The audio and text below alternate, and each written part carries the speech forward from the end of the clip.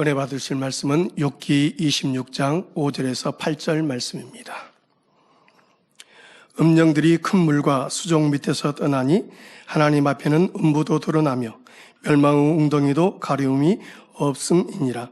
그는 북편 하늘을 호경에 펴시며 땅을 공간에 다시며 물을 빽빽한 구름에 싸시나 그 밑에 구름이 찢어지지 아니하니라. 아멘. 샬롬 성가대의 찬양과 니시 오케스트라의 연주가 있겠습니다.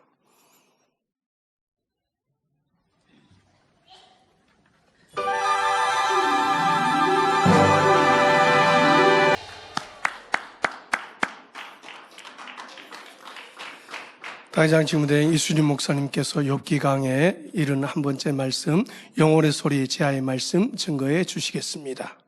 특송으로 영광 돌려주신 차평화 형제님 감사합니다. 네, 성탄의 행복이 더 넘치신 시간인 줄 믿습니다. 강단 하나 소개합니다. 하나자는 해외 지교회입니다.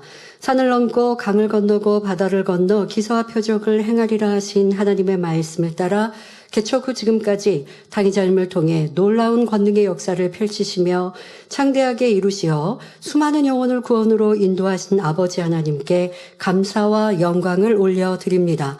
따르는 표적으로 분명하게 확증하는 생명의 말씀으로 죄악을 버리며 성결을 이루어 하나님이 원하시는 영의 자녀로 변화되고 있음에 마음 깊이 감사드립니다. 이 모든 은혜와 축복이 주님의 생명 주신 사랑과 당회장님의 헌신으로 말미암았기에 온 마음을 다해 감사하며 강단 헌화를 드립니다. 네, 감사합니다. 여러분, 우리가 변화되어질 수 있음을 감사한다는 고백, 참으로 행복한 고백입니다. 저는 이렇게 고백하시는 걸 읽으면서 미소가 지어졌습니다. 나는 어제랑 오늘이랑 신앙생활을 해도 별반 다를 게 없는데? 라고 한다면 무슨 재미가 있겠습니까? 그런데 열심히 신앙생활하니 치료받고 응답받고 축복받은 일들뿐 아니라 내 영혼이 변화되고 내 마음이 더 깨끗해지고 선해지고 진리의 사람이 되었노라고 고백할 수 있으면 이 얼마나 복된 신앙생활인지요. 지금 해외 지교회에서 이렇게 강단 헌화를 드리면서 고백하셨는데요. 전 세계 만민의 모든 성도님들이 이러한 고백으로 행복과 기쁨이 넘치는 줄 믿습니다. 말씀에 들어가도록 하겠습니다. 사랑하는 성도 여러분, 지난 시간에는 빌닷이 욥을 비꼬는 말로 공격하니 욥이 그 말을 되받아서 친구를 추켜 세우는 척하면서 마구 비웃는 모습을 볼 수 있었습니다. 욥은 누가 찌르면 참지 못하고 누가 한 대 때리면 자신은 두 대를 때리는 사람이었던 것입니다. 하나님께 순전하고 정직하다고 인정받았던 욥에게서 이처럼 엄청난 악의 모양들이 나오는 것은 그 본성 속에 악이 있기 때문이라 했습니다. 본성 속의 악은 평안한 환경에서는 잘 드러나지 않고 시험이나 연단을 통해 드러납니다. 하나님께서는 사랑하시는 자녀들이 성결되기를 원하심으로 마음속의 모든 찢기와 혼잣물까지 발견하여 내어버릴 수 있도록 연단을 허락하십니다. 또 어떤 경우는 평안할 때 자기 마음을 할례하지 않으면 악이 계속 드러나죠. 악이 계속 드러나다가 그런데 변화 안 되고 있다라고 하면 어려움과 연단을 만나게 되죠. 그때 아차, 내가 이렇게 악을 바라고 있었는데, 알고 있었는데 인정하지 않고 버리려고 작정하지 않았던 그런 모습들을 후회하고 연단을 만나니 이제 변화되고자 다짐하고 변화되는. 그러니까 이게 사람마다 연단의 방법이 다릅니다. 깨우치지 못하여서 연단을 통하여 나를 발견하고 버리는 계기가 되기도 하고, 알고 있는데도 그냥 머물러 있으면 또 연단을 통해서 후회하고 회개하고 변화되는 이런 시간이 될 수도 있고요. 아버지는 각자 우리의 성격과 환경, 내 자신을 잘 알아서 연단을 주시기도 하고 또 연단의 여러 가지 형태를 설명해 드린 것처럼 하나님이 연단하셨다 할 수 없는 내 죄악으로 인해 연단을 받아가는 일들, 이러한 모든 것도 우리가 불평원망하지 않고 내 죄악을 인정하고 변화의 시간으로 삼으면 모두가 축복으로 바뀔 수 있습니다. 잠언 17장 3절에 도가니는 은을, 풀무는 금을 연단하거니와 여호와는 마음을 연단하시느니라 말씀한 대로 아버지 하나님은 변화된 우리를 기다리시고 변화될 수 있도록 이끌어가고 계십니다. 금속을 불에 단련하면 불순물이 빠져 순도가 높아지고 견고해지는 것처럼 마음을 연단하면 육이 벗어지며 영의 마음을 회복할 수 있습니다. 반드시 연단의 과정을 거쳐야만 정금과 같이 아름다운 영의 마음으로 나올 수 있기 때문에 하나님께서는 사랑하는 자녀들을 연단하시는 것입니다. 그런데 항상 기뻐하고 범사에 감사하고 쉬지 않고 기도해 나가는 사람은 어떤 연단도 믿음으로 통과할 수 있습니다. 설령 죄로 인해 어려움이 왔다 해도 이를 통하여 자신의 죄성이나 부족함을 깨우치고 온전히 죄악을 버리고 의 가운데로 나아갈 수 있게 하시니 감사하는 것입니다. 범죄한 것이 없는데도 시험이 왔다면 축복을 주시기 위한 것이니 더욱 감사할 수 있지요. 그러므로 신앙생활 중에 하나님 앞에 연단받을 때 오직 감사하며 시험을 만나거든 온전히 기쁘게 여기시기 바랍니다. 믿음의 시련이 인내를 만들어내고 인내를 온전히 이룰 때 하나님께서 우리에게 모든 것을 구비하여 조금도 부족함이 없게 해주시기 때문입니다. 이런저런 연단을 통과하면서 우리는 아버지의 마음을 이해할 수 있게 되며 그 모든 연단이 소중한 경험들로 남아서 천국에 갔을 때는 참된 감사와 행복을 느낄 수 있게 되지요. 저와 여러분은 천국 중에서도 가장 아름답고 영화로운 새 예루살렘을 소망하며 달려가고 있습니다.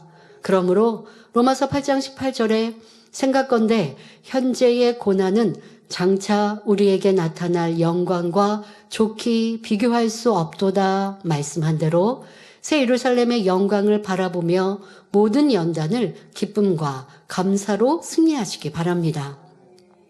항상 기뻐하고 쉬지 않고 기도하며 범사에 감사하는 사람은 사실 연단을 연단이라고 느끼지 않고 통과합니다. 누가 나를 괴롭게 하고 어렵게 하면 여러분들은 저 사람이 나를 연단한다 생각하십니까?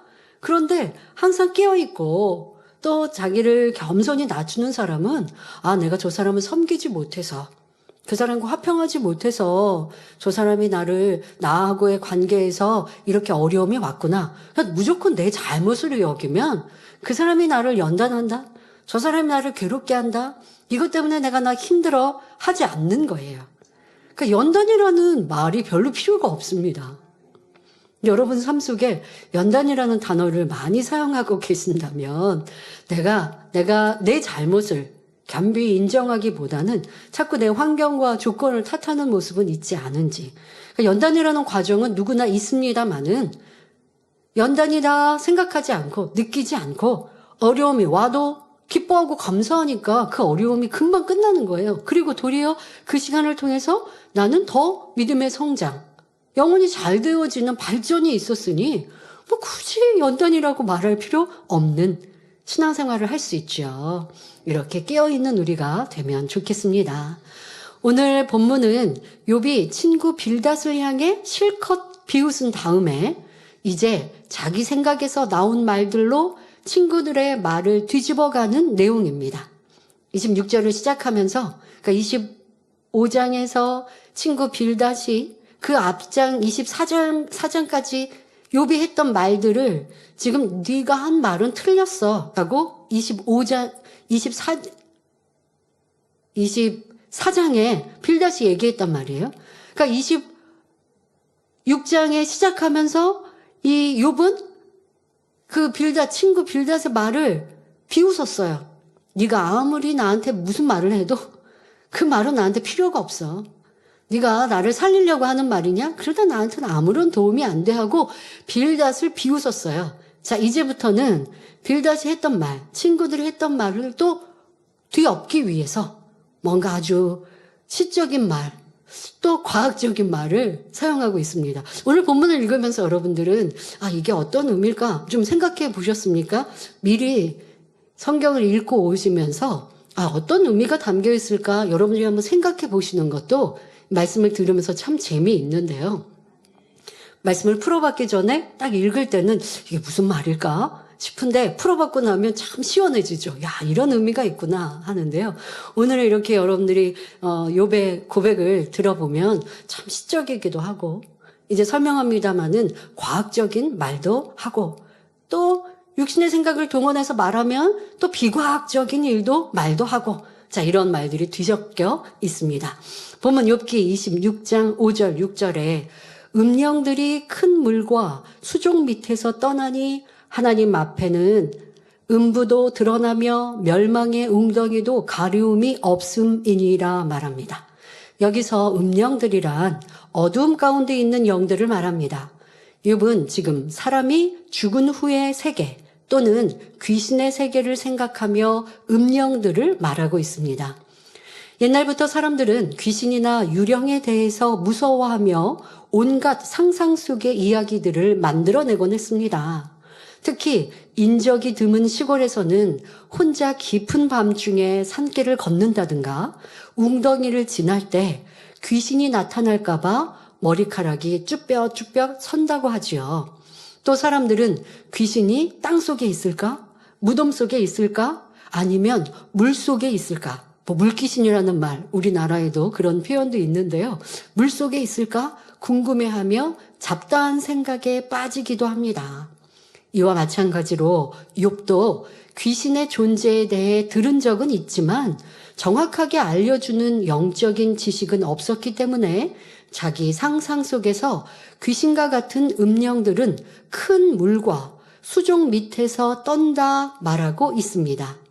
또 욥은 음령들이 있는 곳을 음부라고 말하며 큰 물에 비유하였습니다. 여기서 수족은 물속에 사는 동물의 족속들을 말합니다.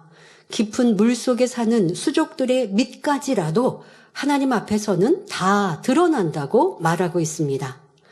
이는 맞는 말이지요.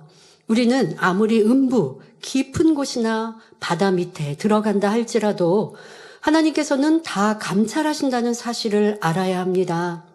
히브리서 4장 13절에 지으신 것이 하나라도 그 앞에 나타나지 않음이 없고 오직 만물이 우리를 상관하시는 자의 눈앞에 벌거벗은 것 같이 드러나느니라 말씀한 대로 만군의 여호와 하나님 앞에서는 그 누구도 그 무엇도 감출 수가 없지요. 본문에서 멸망의 웅덩이도 가리움이 없음이니라 했는데 여기서 멸망의 웅덩이는 특별한 의미는 없으며 욥이 자기 생각 속에 만들어낸 단어입니다. 예를 들어 사람들이 어떤 어려운 일을 당했을 때 함정에 빠졌다 또는 올무에 걸려들었다 등등의 표현을 합니다. 이와 마찬가지로 욥은 사람이 깊은 물속에 빠지면 죽을 수밖에 없음을 또 죽으면 끝장난다는 사실을 멸망의 웅덩이로 표현하고 있는 것입니다. 그리고 이렇게 죽은 자들의 세계도 하나님 앞에서는 다 드러난다 말하고 있지요. 그렇다면 욥은 왜 이 말을 하고 있는 것일까요? 하나님 앞에서는 음부까지라도 다 드러나는데 왜 하나님은 악한 자들을 가만히 보고만 계시는가 하는 것을 설명하기 위함입니다. 또한 앞서 친구 빌닷이 욥기 25장 2절에 하나님은 권능과 위엄을 가지셨고 지극히 높은 곳에서 화평을 베푸시느니라 말하며 하나님은 공의로우신 분이라고 설명했던 말을 뒤집기 위함이지요.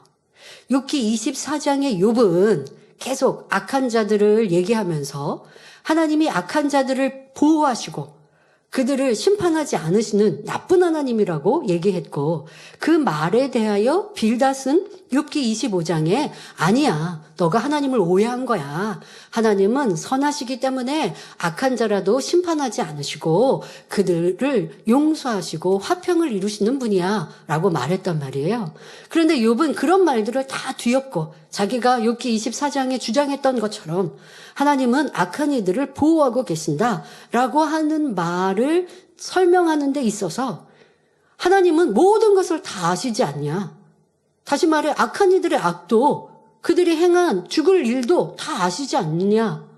그런데 왜 그들을 처벌하지 않으시느냐라는 말을 하고자 지금 하나님을 높이 들어 말하는 것입니다. 그러니까 비아냥거리듯 지금 얘기를 시작하고 있는 것이죠. 즉 욥은 내가 하나님이라면 악한 자들은 곧바로 쓸어버릴 텐데 하나님은 악한 자를 호위하시며 도와주시니 공평하지 못하다. 하나님은 음부 아래까지도 다 보실 정도로 모든 것을 알고 계시면서도 악한 자들의 행위를 방관하신다. 이런 의미로 말하고 있는 것입니다. 성도 여러분, 여기서 우리가 분명히 알아야 할 것은 육신의 생각과 하나님의 생각은 전혀 맞지 않다는 사실입니다. 지금 욥이 육신의 생각으로 하나님을 이렇게 판단하고 있는 것이죠. 하나님은 악인을 그냥 보고 계신다. 도리어 보호하신다. 비호하고 계신다. 이렇게 지금 오해하는 것, 이게 육신의 생각인 것입니다. 지금까지 욥기 안에서 참 이런 많은 욥의 그 판단도 육신의 생각도 보았고, 그러나 하나님은 사랑으로 용서하시는 분, 악인을 심판하시나 또 용서하시고 기회를 주시는 분, 이런 사랑을 여러분 많이 들으셨어요. 그런데 욥은 그런 하나님의 깊은 사랑과 선을 알지 못하고 계속 판단하는 육신의 생각으로 말하고 있습니다. 로마서 8장 6절 7절에 육신의 생각은 사망이요 영의 생각은 생명과 평안이니라. 육신의 생각은 하나님과 원수가 되나니 이는 하나님의 법에 굴복치 아니할 뿐 아니라 할 수도 없음이라 말씀합니다. 여러분 삶 속에서도 이 욥과 같이 답답하게 하나님을 평가하고 판단하는 일들이 있어서는 결코 아니 됩니다. 그런데 이런 욥의 모습을 우리가 들어보면 욥이 참 답답한데요. 우리가 이러한 모습일 때가 있어요. 내가 이해 안 된다라고 하는 어려움을 만날 때, 내가 기도했는데 응답받지 못한다 할 때, 어떤 분은요 그렇게 편지를 썼더라고요. 제가 이렇게 질병이 있고 문제가 있어서 하나님 말씀대로 살기 위해서 또 내 죄담을 하기 위해서 열심히 나를 돌아보고 있는데 저는 응답 못 받고 있어요. 그러니까 편지의 내용이 저를 깨닫지 못하고 있으니까 저를 알 수 있도록 기도해 주세요가 아니라 저는 이렇게 열심히 하는데 응답 못 받고 있습니다라는 답답함으로 쓴 편지. 이게 욥과 뭐가 다릅니까? 여러분, 하나님이 회개하고 돌이키고 내가 빛 가운데 진리 가운데 사는데 문제 해결 안 해주실 리가 없어요. 그러면 어떻게 생각해야 돼요? 아, 내가 말씀대로 살지 못했구나. 회개거리를 내가 못 찾고 있구나. 겸비한 마음으로 그러니까 답답해하는, 나는 회개하고 나는 잘하는데 왜 응답 못 받아요? 이게 지금 욥과 같은 모습인 거예요. 육신의 생각으로 나는 잘하는다라고 생각하니 내 문제를 발견하지 못하죠. 그런데 그런 모습이 아니라 겸비히 나를 낮추고 아버지의 진리에 비춰볼 때 내가 무엇이 잘못했는가, 말씀에 그러면 하라, 하지 말라, 버리라, 지키라 하신 거 정말 그대로 살고 있냐고요. 사랑하라, 용서하라, 이해하라 하고 있냐고요. 어떤 경우는 내가 조금 핍박을 당하니 내가 행했던 것에 대해서 후회하거나 아니면 내가 이렇게 행한 것을 누가 이렇게 나쁘게 내가 괴로움을 당하고 어려움을 당하게 내가 핍박을 당하도록 이렇게 했나? 누가 그런 거지? 하고 생각하고 있다면 하나님께 행한 내가 선, 하나님께 심은 이 모든 것이 믿음으로 기쁨으로 했다 할 수 없는 것이죠. 근데 편지 안에 이런 내용이 담겨 있는데 나는 그 편지를 썼으면서도 모르는 거예요. 내 삶을 불평하고 있고 누군가를 원망하고 있는데도 내가 알지 못하는 거예요. 육신의 생각이 이렇게 여러 가지 형태로 나오고 있습니다. 불평, 원망, 나는 왜 응답 못 받나요? 알고자 하는 마음이 아니라 나는 잘하는데 왜 치료 못 받나요? 한다면 이것은 전적으로 육신의 생각인 것이죠. 욥의 모습을 통해 우리의 모습을 비춰보아야 합니다. 욥만 하나님을 오해하고 판단한 것이 아니라 내 신앙 안에서도 그러한 모습이 얼마나 많이 있었는가. 아니 나는 저 사람보다 나은데 왜 저 사람은 머리가 됐고 나는 인정받지 못했나? 라고 한다면 여러분 예를 우리 기관 투표까지 다 마쳤습니다. 기관 투표하시고 총회하셨을 때 혹시 나보다 앞서 뽑힌 분들을 향하여 나는 저 사람보다 나은데 라는 생각하셨습니까? 그게 바로 교만함인 거죠. 그러면 다른 기관 식구들과 또 우리 선교회 식구들을 여러분들이 다 한꺼번에 무시한 거죠. 내가 더 나은데, 내가 더 뽑힐 만한데 나 말고 다른 사람을 뽑은 다른 회원들, 그분들을 다 무시하는 거죠. 이게 얼마나 교만함입니까? 내가 뽑히지 않았으면 그만큼의 이유가 있을 것이고 다른 이들 회원들이 보기에 내가 덕을 쌓지 못한 모습을, 그리고 뽑힌 분은 나보다 더 나은 모습이 무엇인가 하고 장점을 살펴야 되는데 그 사람의 단점은 보고 내 장점은, 나는 내 장점 보는 거 좋아하고 남의 왜 나 모습은 왜 이렇게 단점만 보고 있는지 바꿔야 돼요. 남은 장점을 보시고요. 내 안에는 부족한 것을 찾는 이러한 겸비함이 있어야 발전하거든요. 자, 이런 여러분들의 육신의 생각들, 참 다양한 육신의 생각들로 인하여 여러분들이 어려움을 당하고 연단중에 머물러 있고 성령의 음성을 듣지 못하는, 지금 욥이 하나님에 대하여 이렇게 불평하고 원망하니 하나님의 역사를 받지 못하지 않습니까? 이러한 모습을 우리에게서 찾아야 합니다. 우리가 진리로 비추어 볼 때 지금 욥이 하는 말들이 얼마나 하나님의 뜻과는 먼 육신의 생각인지 알 수 있습니다. 욥은 선하신 하나님을 단단히 오해하고 있으며 판단, 정죄하고 있습니다. 그러니 이러한 육신의 생각이 있으면 하나님과 교통할 수 없고 하나님의 뜻에 순종할 수도 없으며 하나님을 기쁘시게 할 수도 없지요. 사울 왕은 왜 하나님께 버림받았습니까? 육신의 생각을 동원하여 불순종했기 때문이지요. 사울 왕은 블레셋과의 전투를 앞두고 다급한 나머지 자신이 직접 제사를 드림으로써 제사장의 직분을 침범하여 하나님의 진노를 샀습니다. 아말렉과의 전투에서는 모든 것을 남김없이 진멸하라는 하나님의 명령을 어기고 좋은 짐승들을 전리품으로 취하고 아말렉 왕을 생포해 왔지요. 이처럼 육신의 생각 속에 불순종을 거듭해 한 결과 하나님으로부터 버림받고 말았던 것입니다. 여러분들은 어떠한 육신의 생각으로 응답과 축복을 받고 있는지 스스로의 육신의 생각을 살필 수 있어야 돼요. 그럴 때 하나님의 응답을 끌어내릴 수 있습니다. 지금 사울 왕의 입장에서는 그의 말을 빌려보면 아말렉과의 전투에서 좋은 것으로 하나님께 제사를 드리고자 또 그렇게 하기를, 좋은 것을 남기기를 백성들이 원해서 라고 말하고 있지만 이게 바로 육신의 생각이라는 거예요. 여러분 삶에서는 이런저런 이유와 또 타협하고 있는 것, 대입에도 말씀하신 대로 타협하고 있는 우리의 모습, 절대적인 진리에 기준하여 살아야 하는데 우리가 타협할 때요, 육신의 생각 동원할 때요, 다른 사람과 비교할 때도 참 많습니다. 저 사람이 이러니까 나도 뭐, 저 사람이 이러니까 나도 그쯤은, 저 사람보다 나은데 뭐, 여러분 이러한 기준 자체가 틀린 것이죠. 우리 육신의 생각은 내 유익을 쫓아 하나님의 말씀을 어기고 있는 모습들을 찾아서 온전히 고쳐가고 회개할 때에 기도하는 바에 응답받을 수 있습니다. 요나도 마찬가지로 육신의 생각을 동원하지 않습니까? 하나님께서 아수르의 수도 니누에에 가서 멸망을 선포하라 명하셨으나 요나는 아수르와 반대인 다시스행 배를 타고 지금 다시스를 향하여 도망가고 있습니다.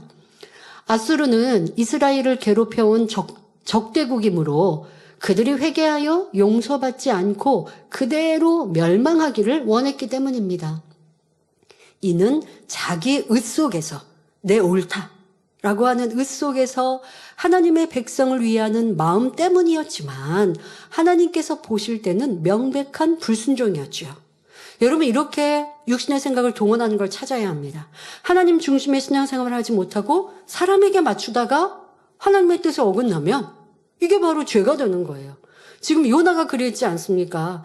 이스라엘을 공격하고 괴롭히는 이 아수르 그 수도인 니느웨가 멸망당하면 참 좋겠는데 하나님은 거기에 가서 멸망을 선포하라고 하시니까 백성들을 사랑하고 나라를 사랑하는 마음으로 하나님 앞에 불순종했어요. 불순종이라는 생각도 안 드는 거예요. 육신의 생각이 앞서면 이게 불순종이다라고 떠오르지 않아요. 그냥 내가 옳다. 내가 지금 잘하는 거다. 그러면 나는 잘하고 하나님은 틀렸게요. 이렇게 되는 거예요. 여러분들이 어떻게 육신의 생각으로 하나님의 뜻을, 하나님의 나라를 이루지 못하는지라는 것을 우리는 이러한 것에서 교훈을 삼아야 합니다. 요나는 나름대로 믿음이 있고 하나님과 교통하는 선지자였음에도 육신의 생각이 있으니 하나님의 선하심과 의로우심을 믿어드리지 못했고 하나님의 사랑에 대해서도 이해하지 못했던 것입니다. 이에 하나님께서는 요나가 탄 배가 풍랑을 만나게 하셨습니다. 제비 뽑기의 결과로 풍랑의 원인이 요나임이 밝혀지자 요나는 바다에 던져졌지요. 바다에 던져진 요나는 큰 고기의 뱃속에 들어가 3일간 자동 금식하며 철저히 회개한 후 바닷가 육지에 토해졌습니다. 그제야 비로소 요나는 순종하여 니느웨 성에 가서 심판을 선포했습니다. 요나의 경고를 들은 니느웨 거민들이 회개하자 하나님께서는 용서하고 심판을 거두셨습니다. 하지만 아직도 육신의 생각을 깨뜨리지 못한 요나는 이에 대해 크게 분을 냈습니다. 하나님께서는 이런 요나를 깨우쳐 주시고자 기적을 체험하게 하십니다.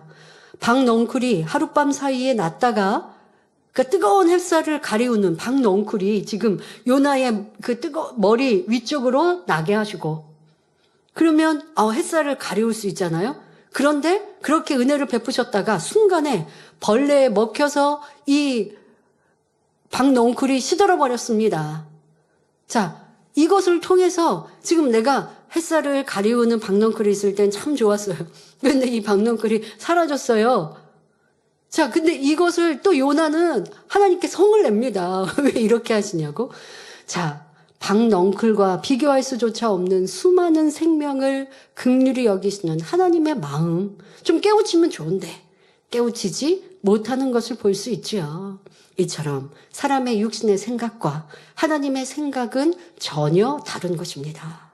요나는 기회를 얻었죠. 지금 큰 고기 뱃속에서 이 죽음의 위협, 죽을 수밖에 없는데 그 안에서 그래도 철저히 통해 자복하니 하나님이 다시 기회를 주셔서 하나님의 뜻을 이루기 위해 니느웨에 갔습니다. 그리고 열심히 하나님의 일을 했습니다. 그런데 마음이 변화가 되지 않으니까, 마음 중심으로 하나님의 선과 의로움을 깨닫지 못하니까 결국 자기가 원하는 대로 니느웨의 하나님의 말씀대로 내가 순종해서 니느웨의 멸망을 선포하기는 했지만 마음은 니느웨가 멸망했으면 좋겠어요. 그러니 선포한 후 이제 성이 보이는 곳에 올라가서 저 성이 망하나 안 망하나 보고 있는데 망하지 않고 하나님은 용서해 주시잖아요. 그게 영 싫은 거예요. 여러분, 우리가 하나님의 일을 함에 있어서도 마음이 하나님의 마음, 진리, 선, 믿음으로 하나 되지 못하면 아무리 일을 이루었어도 요나처럼 칭찬을 받지 못하고 야단받을 수밖에 없습니다. 죄종들, 레이족들, 우리 모든 기관장 이상 일꾼들, 구역장, 조장, 지역장님들, 여러분들이 아무리 최선을 다하고 열심히 일했어도 하나님의 진리의 마음을 닮을 때 하나님은 잘했다 칭찬하시고 모든 것을 상급으로 갚아주시지요. 그런데 혹여 2023년 나는 충성했는데 왜 내가 기도하는 바에 응답 못 받았지? 라고 한다면 아직도 하나님의 선과 진리를 알지 못하고 내 의로 판단하고 불평하고 원망하며 선을 쫓지 못했던 이러한 모습들을 지금 예를 들어드린 육신의 생각을 통해서도 욥기를 통해서도 나를 잘 발견하면 축복입니다. 자, 이어지는 본문을 보면 욥은 하나님께서 공평하게 행하지 않으시고 하나님 마음대로 하신다는 것을 표현하기 위해 하나님의 권능과 그에 담긴 뜻을 하나하나 설명해 나갑니다. 그러나 이는 욥이 들었던 지식과 자기 생각 속에 있는 것들을 배합시켜 말하는 내용임을 염두에 두고 들으시기 바랍니다. 즉 욥의 말 중에는 맞는 내용도 있지만 틀린 내용도 있다는 것입니다. 자, 그런데 지금 이렇게 우리가 7절, 8절을 오늘 여러분들 들어보시면 참 과학적이기도 하고 이 신비로운 설명들을 합니다. 그런데 여러분들 이 설명을 오늘은 그런 설명을 위주로 하게 되는데요. 그래서 제목이 영혼의 소리인데요. 자, 이 설명을 이제 듣지만 원래 욥이 하고자 하는 것은 하나님은 이렇게 위대하신 분인데 그런데 악인을 심판하지 않으신다라고 하는 의미를 담아 지금 설명을 하지만 그러나 오늘은 이 절수 7절과 8절의 그 문자적인 의미를 우리가 영적으로 풀어서 설명을 하고 의도한 바는 이제 다음에 설명하도록 하겠습니다. 욥기 26장 7절에 그는 북편 하늘을 허공에 펴시며 땅을 공간에 다시며 말합니다. 동편 하늘도 있고 서편, 남편 하늘도 있는데 욥이 굳이 북편 하늘을 언급한 이유는 무엇일까요? 욥이 동서남북 하늘을 바라볼 때 특히 북편 하늘은 자신이 알 수 없는 미지의 세계처럼 느껴졌기 때문입니다. 북쪽 하늘에 있는 북극성과 북두 칠성은 가장 밝게 보이는 별 중 하나입니다. 이 중 북극성은 위치가 변하지 않기 때문에 옛날 사람들은 밤에 길을 걷거나 항해를 할 때 북극성을 기준으로 방향을 확인했습니다. 오늘날도 많은 사람들이 밤에 별보기를 할 때 주로 북쪽 하늘을 바라보는 것은 밝게 빛나는 북극성, 북두칠성 등을 찾기 위함이지요. 욥도 별이 밝게 빛나는 북편 하늘을 바라볼 때 신비로움을 느끼며 그것을 끝없이 펼쳐주시는 하나님을 생각했습니다. 한편으로는 매서운 찬바람이 불어오는 곳도 북쪽이어서 북쪽은 왠지 으스스하고 어두운 느낌이 들었지요. 또 인간적인 생각으로는 하늘에 끝이 있을 것 같고 막힘이 있을 것 같은데 끝은 보이지 않고 무수한 별들만 보입니다.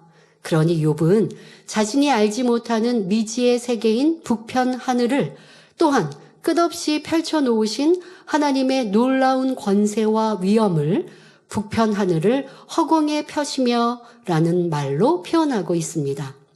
이어서 7절 후반절에 땅을 공간에 다시며 말합니다. 이는 굉장히 과학적이면서도 시적인 표현입니다.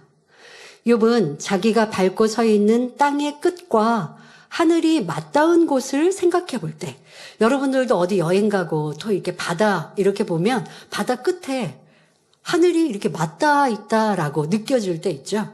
그래서 우리가 수평선이 있다라고 하는데, 그런데 우리는 이미 발달된 과학을 알기 때문에 이 바다의 끝이 아니면 하늘의 끝이 맞물려 있다라고 생각하지 않죠. 자, 근데 예전에는 이게 다 끝이 맞물려 있는 것처럼 생각했어요. 그런데 욥은 그렇지 않았다는 거예요. 하늘과 이 바다가 또 땅이 이렇게 보면 맞물려 있는 것 같으나 그런데 사실은 그렇지 않은 걸 욥은 깨닫고 있어요. 그렇기 때문에 땅을 공간에 달았다라고 말하고 있는 것입니다.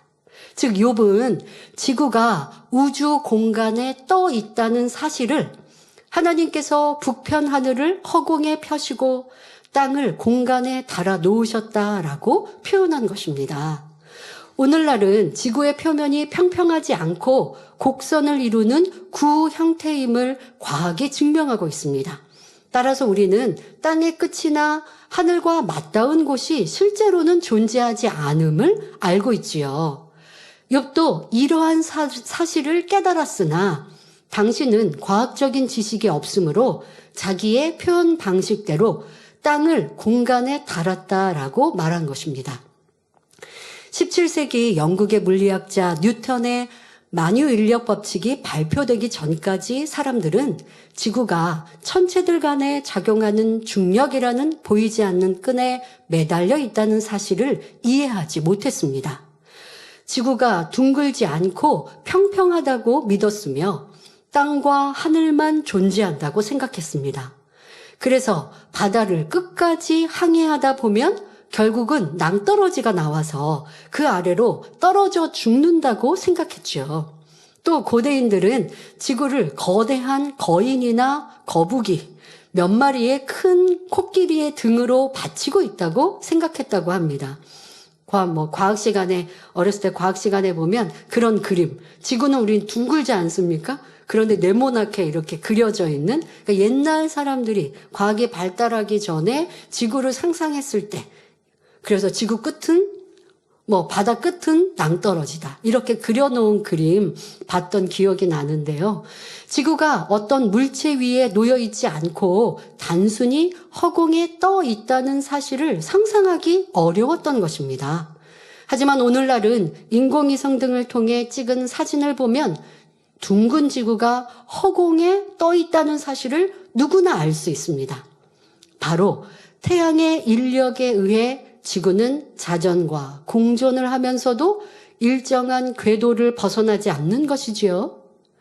또한 오늘날 과학이 밝히고 있듯이 태양계를 비롯한 우주의 별들이 드넓은 우주 공간 안에 정확한 질서를 따라 운행하고 있습니다. 별들은 줄로 매어 놓은 것도 아니고 서로 연결해 놓은 것도 아닌데 자기 위치를 정확히 지키며 공간을 움직이고 있습니다. 이들 별들 사이에 중력이나 원심력 등이 작용하기 때문입니다. 창조주 하나님께서 우주 만물에 담아놓은 권능으로 인하여 우리가 살고 있는 이 지구도 태양계라고 하는 공간, 더 나아가 우리 은하계와 우주 공간에 달려있는 것처럼 떠 있는 것입니다. 그러니까 그것이 아버지의 권능으로 움직여지죠. 여러분, 그러니 과학이 발달하고 우리가 우주에 대해서 궁구하다 보면 이런 말씀을 여러분 잠깐 과학적인 거 듣다 보면 아버지의 위대하심이 느껴지지 않습니까? 어찌 이것이 그냥 우연의 일치로 이 우주가, 이 별들이 만들어졌고 운행되고 있을까요? 결코 그렇지 않습니다. 전지전능하신 창조주 하나님의 계획과 섭리 속에 지으셨고 운행되고 있는 것입니다. 그러면 지금으로부터 수천 년 전에 살았던 욥이 어떻게 이런 사실을 알 수 있었을까요? 앞서 말씀드린 대로 지금으로부터 얼마 전에 뉴턴의 이런 만유인력 법칙, 지구가 둥글다 이런 것들을 알았을 때나 깨우칠 수 있는 걸 욥은 구약시대에 살았던 인물인데 어떻게 이렇게 우주 공간에 지구가 달려있다라고 하는 이 표현 어떻게 이렇게 할 수 있었을까요? 욥은 선한 양심 속에 순전하게 살았기 때문에 깊은 영혼의 소리를 들을 수 있었습니다. 여러분, 우리는 하나님의 생기로 생명이 되었지 않습니까? 우리 인간들 누구나에게는 하나님의 능력이 있는데 문제는 죄악 가운데 이 어둠 가운데 그 하나님의 능력인 생명의 씨가 똘똘 감춰 있기 때문에 활동하지 못하죠. 그래도 선을 쫓고 하늘의 신을 인정하고 더더욱 욥은 하나님을 믿고 경외하는 이였고요. 근데 세상에서도 신을 인정하여 선을 쫓는 사람들은 이렇게 그 선 속에 말씀드린 이 생명의 씨가 활동하지 않는다 할지라도 하나님이 우리를 창조하신 그 은혜와 능력에 힘입어서 지혜롭고 또 뛰어난 사람들이 우리 인류의 역사 속에 보면 있다는 것입니다. 바로 마음이 선하여 영혼의 소리를 듣고 영감을 받아 나갔던 사람들이 많이 있었던 것이지요. 이런 사람들은 땅과 하늘의 이치를 깨우쳤기 때문에 전파를 사용하고 전기를 발명하는 등 과학 문명을 발전시켰으며 깊은 예술의 경지에 이르기도 했지요. 뿐만 아니라 선경 지명이 있어서 앞날에 대한 예언도 하고 대비책을 마련하였습니다. 우리나라의 경우 세종대왕의 한글 창제나 이순신 장군이 일본 침략을 예지하고 거북선을 만든 것도 이러한 이치를 깨우친 데서 가능했습니다. 이순신 장군은 어떠했습니까? 하늘을 바라보고 신을 인정했고 또 어떤 경우는 영화 속에서 묘사되기도 했습니다마는 꿈을 통하여서 거북선이라든가 아니면 또 외구의 전쟁을 막을 수 있는 그런 방법들, 이런 지략들도 얻는 것을 볼 수 있지요. 선을 쫓고 또 위로는 신을 인정하고 나라로는 왕을 향하여 충성을 다하고 백성들을 섬기는 이러한 신실한 인물들은 꼭 예수 그리스도를 알지 못하였다 할지라도 그 선한 중심 안에 하나님의 도우심을 받을 수 있었던 것입니다. 우리는 진리 안에서 영감이라는 단어를 쓰기도 합니다. 영감의 찬양, 감동의 찬양. 그러니까 영적인 하나님의 영성으로 일을 할 수 있는 것. 자, 이런 표현을 우리가 영감의 환상, 영감의 찬양, 뭐 이렇게 영감 있는 설교라고 표현을 하는데요. 육의 사람들 안에서도 이렇게 영적인 하나님의 도우심, 또 예전 우리가 내려오는 동화 같은 거나 이런 것들을 보면 신선, 이런 분들이 나타나서 도와주시기도 했다라고 하는데 그냥 예사로 넘길 일만은 아닙니다. 선한 인물에게는 그렇게 때로는 천사를 동원하여 역사하시기도 한 하나님의 일들이 다 세계사 또 사람의 살아가는 것 안에서 이렇게 하나님이 도와주셨던 것이죠. 또 우리나라 역사에도 보면 율곡 이이도 앞으로 일본이 침략해 올 것을 예견하고 그에 대비하기 위해 10만 양병살, 10만 명의 군사를 양성해야 한다는 개혁안을 제안하기도 했습니다. 더구나 오늘날은 성령 시대이기 때문에 우리가 성령의 감동함 가운데 영혼의 소리를 듣고 하나님의 마음과 뜻을 이해하고 깨우칠 수 있습니다. 여러분들의 삶 속에서도 직장에서도 일터에서도 그리할 수 있습니다. 사람의 마음도 이해할 수 있고 보통 세상 사람들은요 상대의 성격, 마음 잘 이해하지 않으려 합니다. 그러나 여러분들이 선을 쫓아가면 상대의 때로는 억지 부리는 사람이라 할지라도 그 사람이 왜 저런 성격을 만들었는지 이해하려고 하고 품으려고 할 때 이해할 수 있는 마음을 주시는 것, 이러한 성령의 역사 속에 화평할 수 있을 것이고 그렇게 모두를 섬기면 사람들에게도 인정받고 그뿐 아니라 또 여러분들의 일의 성과도 더 잘 낼 수 있도록 아버지께서 지혜도 주시고 방법론도 허락하시는 이러한 지금 말씀의 제목처럼 영혼의 소리, 다시 말해 우리는 성령의 인도를, 음성을, 주관을 삶 속에서도 받아 나가야 합니다. 신앙 안에서만이 아닙니다. 여러분 세상 가운데서도 성령님께서 그렇게 도와주십니다. 성령님은 우리에게 가장 좋은 길로 인도하시며 앞일도 미리 아시니 하나님의 자녀들이 어려움을 당치 않고 평안하도록 인도해 주십니다. 고린도전서 2장 10절에 오직 하나님이 성령으로 이것을 우리에게 보이셨으니 성령은 모든 것 곧 하나님의 깊은 것이라도 통달하시느니라 말씀한 대로입니다. 그런데 안타깝게도 지금 욥이 그는 북편 하늘을 허공에 펴시며 땅을 공간에 다시며 라고 하나님의 위엄과 권세를 말하는 것은 하나님을 높여드리기 위함이 아닙니다. 욥이 이런 말을 하는 의도는 하나님은 그처럼 놀라운 위엄과 능력이 있는데도 악한 자들을 벌하지 않으시더라. 오히려 악한 자를 호의해 주시고 축복해 주시더라 라고 비꼬기 위함입니다. 그러면서 친구들아, 이러한 사실을 모르는 너희들도 어리석다 라고 비웃고 있는 것입니다. 성도 여러분도 이 말씀을 들으면서 자신의 마음을 점검함으로 혹여 욥처럼 뒤틀린 마음이 발견된다면 신속히 벗어버리는 계기를 삼으시기 바랍니다. 심하게 구겨진 옷도 다리미에 뜨거운 열을 가해 다림질하면 깨끗하게 펴지는 것처럼 아무리 뒤틀린 마음이라도 성령의 불을 받고 충만함을 입으면 곱고 반듯하게 펴질 수 있습니다. 참 지혜로운 사람인데도요, 마음이 꼬이고 배배 꼬이고 나면 그 지식도 지혜도 쓸모없게 되는 거죠. 지금 욥처럼 하나님의 이런 위대하심을 높여드리는 것 같고 보통 사람들이 깨닫지 못하는 과학의 깊은 것도 깨우쳐서 아주 시적으로 멋지게 표현했지만 그 의도는 다른 데 있으니 어찌합니까? 여러분들의 마음에 내 신앙 안에서 내가 또 하나님에 대한 마음이나 응답과 축복을 바라는 것이나 또 세상 삶이나 사람과의 관계에도 이게 마음이 비틀려 있고 꼬여 있으면 하나님의 능력, 은혜를 온전히 받아 누릴 수 없고 내 지혜조차도 내 학식, 경험조차도 삐뚤어져 버리면 잘못되어진다는 이러한 것을 욥을 통해 깨우치시기 바랍니다. 또한 그는 북편 하늘을 허공에 펴시며 땅을 공간에 다시며 라고 한 욥의 고백에서 우리는 한 가지 사실을 더 깨달을 수 있어야 합니다.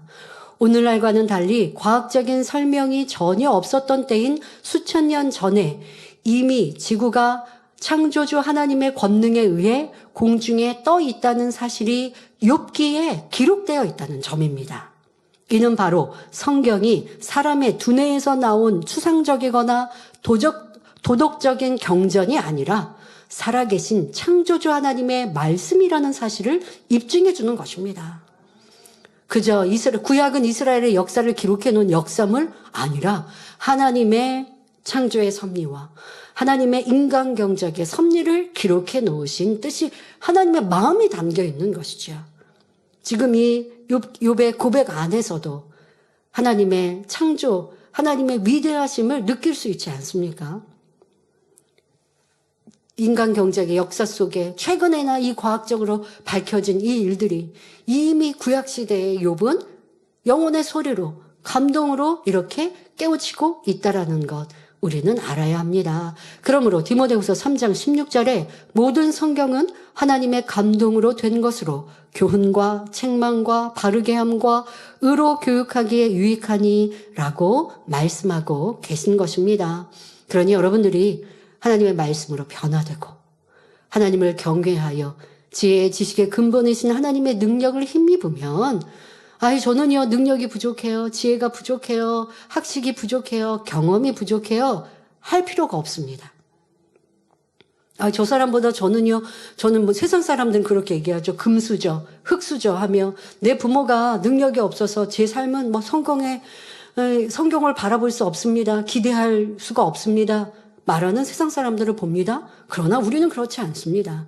성경 안에 지혜와 지식이 다 담겨 있고 하나님을 경외하면 그것이 응답과 축복이요 성공의 길이니 나는 할 수 없습니다 할 것이 아니라 아버지의 참자녀로 나오는 우리 모두가 되어지면 세상에도 성공하는 사람이 될 수 있습니다. 이어지는 본문을 보면 욥은 하늘에서 내리는 비에 대해서 설명합니다. 비.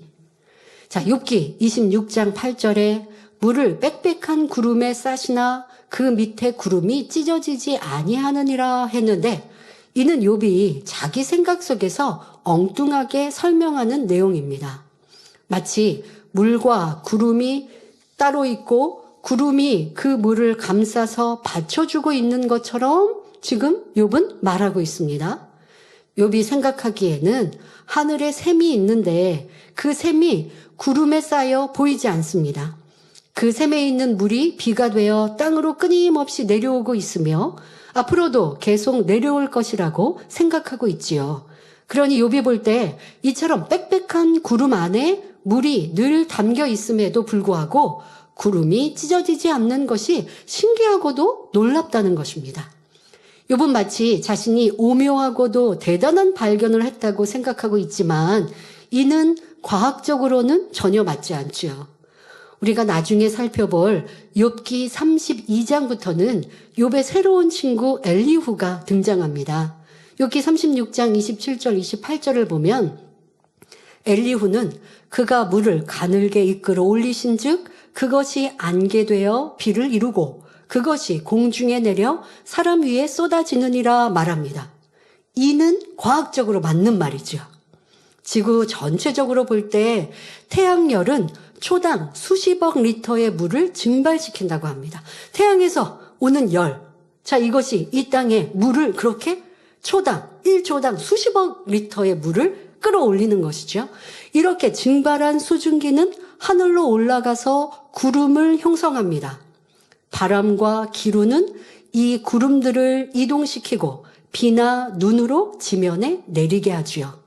이러한 사실을 엘리후는 욥과는 달리 과학적으로 터득하여 잘 설명해주고 있습니다.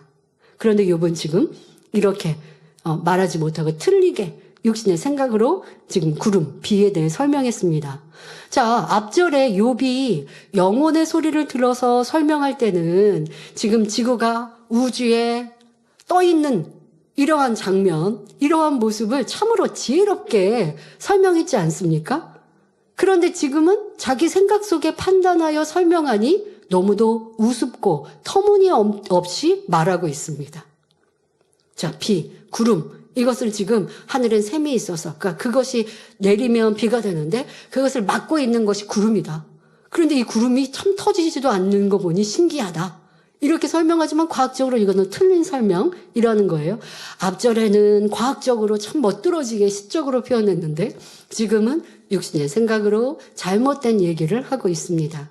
이처럼 우리는 인간적인 생각 속에 나온 지혜나 판단이 맞지 않는 것이 너무 많으며 또 이로 인해 엉뚱한 결과를 가져올 수 있음을 알아야 합니다. 원수 마귀도 자기 지혜가 최고인 줄 알았습니다.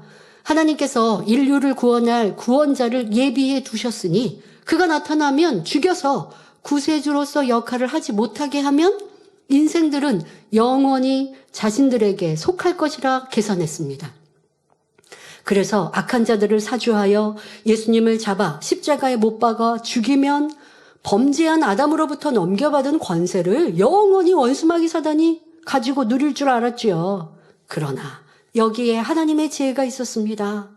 예수님을 죽임으로써 원수마귀 사단은 오히려 자기 꾀에 넘어가 스스로 하나님의 섭리를 이루는 도구가 되고 말았던 것입니다.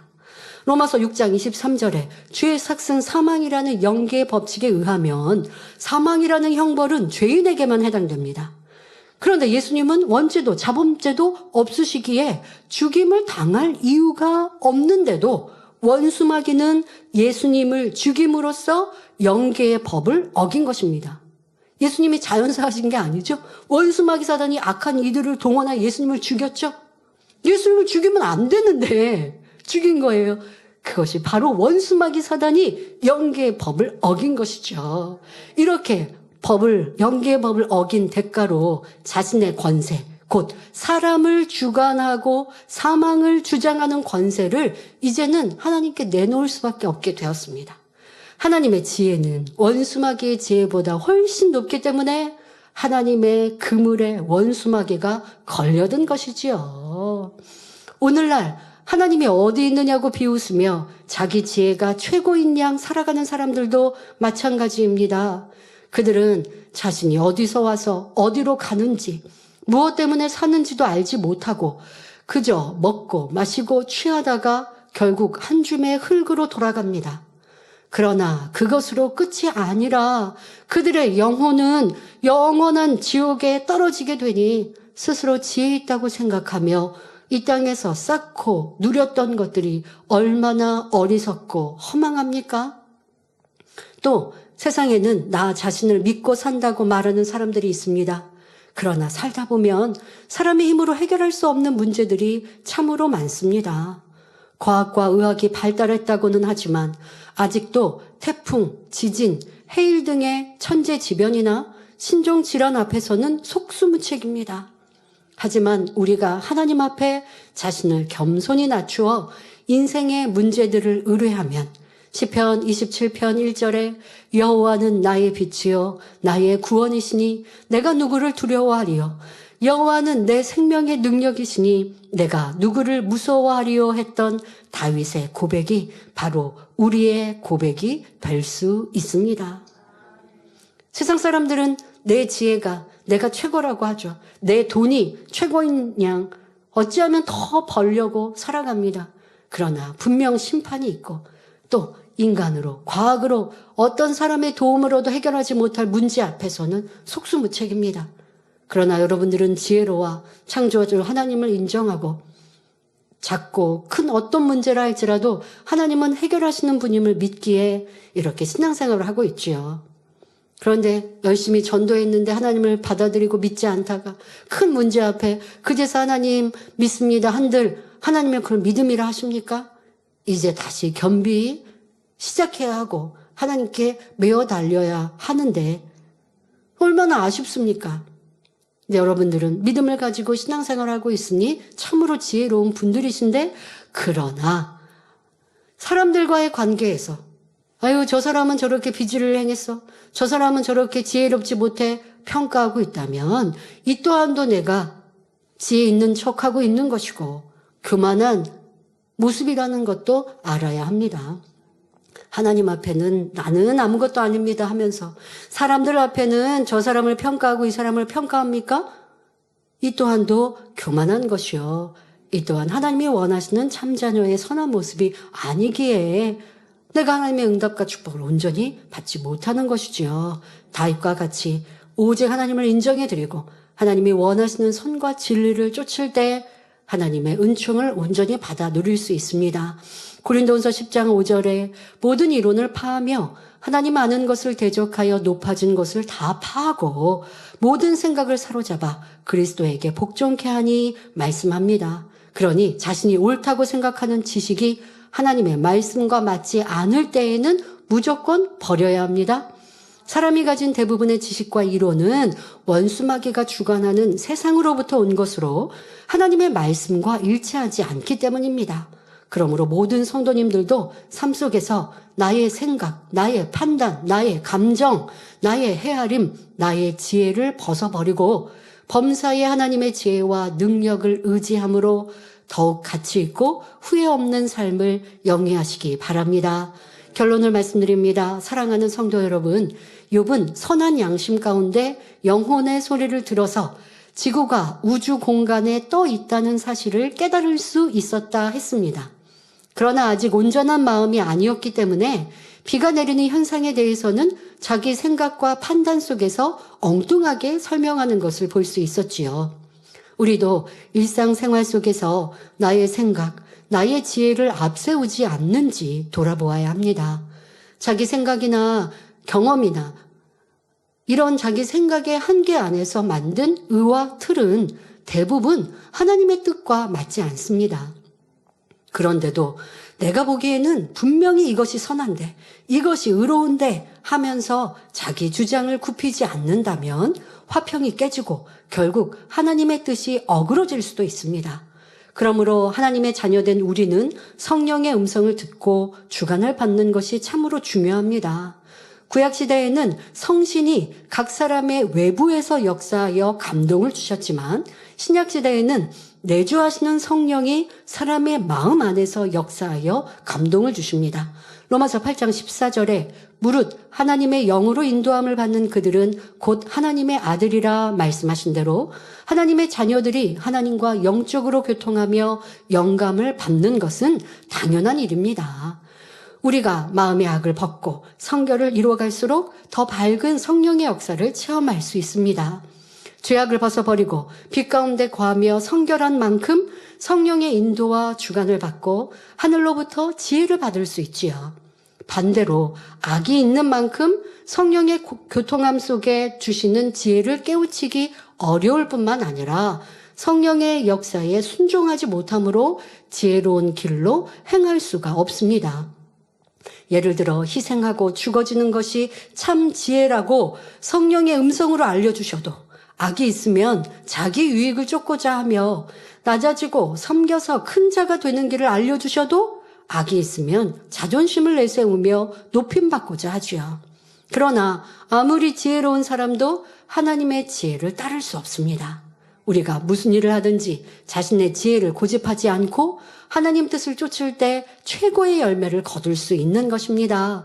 그러므로 모든 성도님들은 악은 모양이라도 버리고 선으로 가득 채우심으로 성령의 음성을 밝히 듣고 순종하시기 바랍니다. 또한 잠언 3장 5절에 너는 마음을 다하여 여호와를 의뢰하고 내 명철을 의지하지 말라 말씀한 대로 아버지 하나님 앞에서 겸손히 자기를 낮추고 하나님의 지혜와 능력을 의지하심으로 여러분의 삶 가운데 아름답고 실한 열매가 풍성히 맺히시기를 주님의 이름으로 축원합니다. 말씀 선고하시면서 함께 기도하겠습니다. 좋으신 아버지 하나님, 오늘 욥은 과학적이고 시적인 표현을 이룹니다. 하지만 그 말의 의도는 이런 위대하신 하나님께서 왜 내 말처럼 악인을 심판하지 않으시느냐 원망하고자 하는 말이었습니다. 그러나 오늘 우리가 말씀을 통해 깨우쳐야 할 것은 욥이 사람으로 깨우칠 수 없는 이런 과학적이고 또 지혜로운 것을 깨우쳤던 선의 마음에 대해 바로 영혼의 소리에 대해 생각해 보게 하옵소서. 우리가 선을 쫓고 진리를 쫓을 때 하나님으로부터 위로부터 오는 지혜가 임하여 세상에서도 뛰어난 자가 될 수 있고, 또 보통 사람들이 알지 못하는 것, 알 수 없는 것도 방법론도 아버지가 허락해 주실 수 있습니다. 우리 성도님들이 이런 선을 쫓아 나아감으로 양심의 소리요, 또한 선한 소리요, 영혼의 소리요, 성령의 음성을 들어 세상에서는 어느 곳에 머리된 자가 되게 하시고 항상 칭찬받는 자가 되게 하여 주옵소서. 감사드리며 우리 주 예수 그리스도 이름으로 기도하옵나이다. 아멘. 당의자님의 환자를 위한 기도를 받겠습니다. 아픈 곳이나 약한 곳 위에 손을 얹고 기도받으시고, 아프지 않는 분들은 가슴에 손을 얹고 마음의 소원을 위해 믿음으로 기도받으시길 바랍니다. 할렐루야. 전능하신 사랑의 아버지 하나님, 이 시간 기도받는 모든 성도님들 위해 안수하여 주옵소서. GCN과 인터넷과 화상을 통해 기도받는 지교회와 지성전, 그리고 전세계 하나님의 자녀들 위에도 시공간을 초월하여 역사하여 주시기를 원합니다. 믿어지는 믿음을 주시고 부정적인 생각과 의심의 세력을 물리쳐 주옵시며 모든 시험 환난도 물리쳐 주옵소서. 머리부터 발끝까지 오장육부, 뼈, 마디마디, 온몸의 신경, 조직, 세포 등 아픈 곳마다 성령의 불로 태우시고 근본의 빛으로 역사하여 주옵소서. 예수 그리스도의 이름으로 명하노니 원수마귀 사단, 모든 질병, 균, 연약함아 물러가라. 빛이 임하라. 모든 불치, 난치병도 성령의 불로 태워 깨끗하게 역사하여 주옵소서. 말라리아를 비롯한 모든 풍토병도 물리쳐 주옵소서. 감기, 기침, 열, 몸살, 독감 등 각종 유행성 질병도 다 물러가라. 어떠한 유행성 질병, 균도 틈타지 않게 지켜 주옵소서. 위암, 폐암, 간암, 유방암, 자궁암, 대장암, 피부암 등 각종 암과 에이즈, 백혈병, 뇌졸중, 고혈압, 저혈압, 심장병, 폐병, 위장병, 당뇨, 부인병, 피부병, 갑상선 질환과 모든 염증도 깨끗게 하여 주옵소서. 소아마비, 중풍, 관절염, 디스크도 온전케 하여 주옵소서. 요통, 두통, 신경통을 비롯한 모든 통증은 사라질지어다. 간질, 자폐증, 우울증, 조울증, 노이로제 등 모든 정신질환도 물러가라. 모든 마비된 것도 풀어지고 일어나 걷고 뛸지어다. 눈도 잘 보이게 하옵시고 귀도 잘 들리게 하여 주옵소서. 소경은 눈을 뜨고 기머거리는 들으며 벙어리는 말할지어다. 각종 사고, 후유증도 깨끗게 하시고 부러진 뼈도 붙여 주옵소서. 화상 입은 것도 온전케 하옵소서. 화기야 물러가라. 열도 물러가라. 아버지 흉터도 나지 않게 역사해 주시기를 원합니다. 마약을 비롯하여 각종 약물과 독극물 중독도 깨끗함을 입을지어다. 죽은 신경과 세포가 살아나며 죽은 자도 살아나게 하여 주옵소서. 잉태의 축복도 주시기를 원합니다. 잉태 축복을 받으라. 예수 그리스도의 이름으로 명하노니 원수마귀 사단아, 하늘 공중 곳에 잡은 악의 영들아 물러가라. 그의 사자들도 물러갈지니라. 이 땅의 악한 영, 더러운 영, 거짓되고 간사한 영, 이간질하고 미혹하는 모든 어둠들은 물러가라. 모든 흉악의 결박을 풀고 어둠아 물러가라. 빛이 임하라. 아버지 하나님, 부르짖어 기도할 수 있는 능력을 주시고 죄를 버리고 성결될 수 있는 능력을 주옵소서. 영혼이 잘됨같이 범사에 잘되게 하시고 가정의 복음화도 이루어 주시기를 원합니다. 한 주간도 모든 사고와 재앙으로부터 지켜주시고 불통이 없는 형통한 삶을 살 수 있도록 축복해 주옵소서. 성령의 불담으로 천군 천사와 주님의 불꽃 같은 눈동자로 모든 하나님의 자녀들과 가정, 일터, 사업터를 지켜주시기를 원합니다. 학생들에게 지와 명철을 더하시고 공부도 할 수 있는 뜨거운 마음과 열정도 더하여 주옵소서. 마음과 생각을 세상에 빼앗기지 않도록 지키시고 하나님을 뜨겁게 사랑하는 학생들로 축복하여 주옵소서. 하나님의 자녀들이 먹으나 마시나 입으나 무엇을 하든지 하나님 앞에 영광 돌리는 삶이 되게 축복하여 주시기를 원합니다. 나는 하나님을 만났노라, 체험했노라, 응답 받았노라, 축복 받았노라, 간증하는 입술이 되게 역사하여 주옵소서. 아버지 하나님 감사합니다. 홀로 영광 받으옵소서. 우리 주 예수 그리스도의 이름으로 기도하옵나이다. 아멘. 만민 찬양 50